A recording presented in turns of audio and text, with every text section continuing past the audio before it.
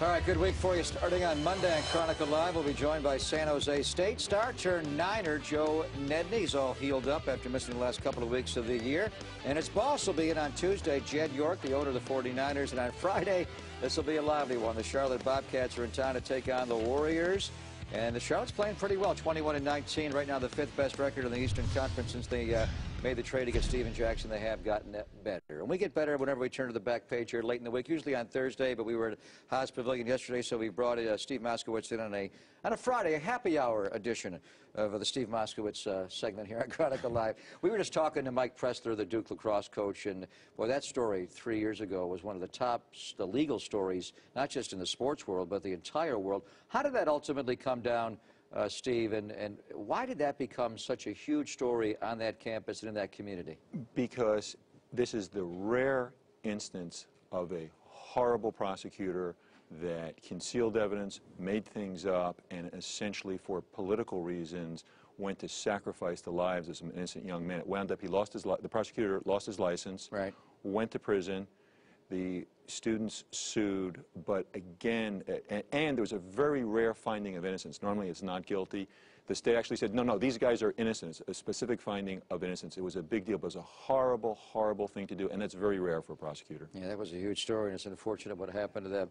I want to get your thoughts on what's going on with Tyreek Evans. The news this week that he's being sued over a fatal shooting committed by a teenage cousin of his in his vehicle going back November of 2007. What do you know about Tyreek's role in the shooting and what has transpired with the lawsuit since? The police investigated, found that Tyreek had nothing to do with it, and actually he wound up as a witness for the prosecution. He was never charged, and then the plaintiff decided to sue him civilly, and I think if I were Tyreek's lawyer, what I would have done is I would do something called malicious prosecution. I would get the suit thrown out, and then I would sue the plaintiff and his lawyer for malicious prosecution. Tyreek is a deep pocket, and that's why Tyreek's getting sued. He's making $3.6 million. That's right. Just this year on his deal. So he was a witness for the prosecution? That's right. And now they're suing him? The plaintiff is suing him. And right. Again, all the things that the plaintiff is alleging, if he had done that, the prosecution would have been all over that. Not to mention the fact that, you know, the practical things, you don't have a duty to search people before they come into your car. And they're just searching for straws, and I would go with the malicious prosecution. Now, the authorities think it was gang-related in some way. This happened outside of Philadelphia, just south of Philadelphia, in a community called Chester in the state of Pennsylvania. Just for edification, if you're ever in this particular situation, you're driving a car and somebody in your car pulls out a gun and shoots somebody. I've told you not to do that. Well, you never know. As you say, I don't search people that come into my automobile. Nor do I. So, but he did speed away. So is that a wrong act on your part? If a guy gets shot, all of a sudden you peel away? Because it seems like you're the guy driving the car and you're an accomplice to the crime if you speed the scene. Is that accurate? First of all, Tyreek didn't have a duty to stop. And secondly, let's look at the practicalities. In a lot of places, if you shoot somebody, there's going to be return fire. So what's Tyreek supposed to do? Stop, get out of the car, and get killed?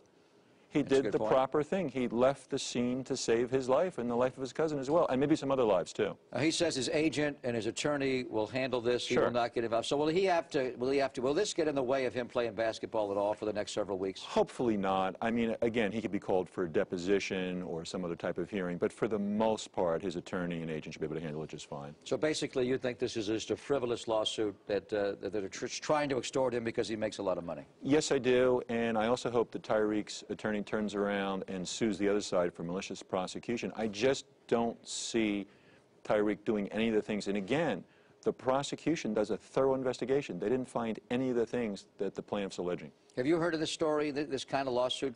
Is it fairly common to have this happen? Yes, all the time. You take a look at O.J.'s case, but the difference there is in O.J.'s case, the prosecution went after O.J., the jurors decided not to believe the prosecution.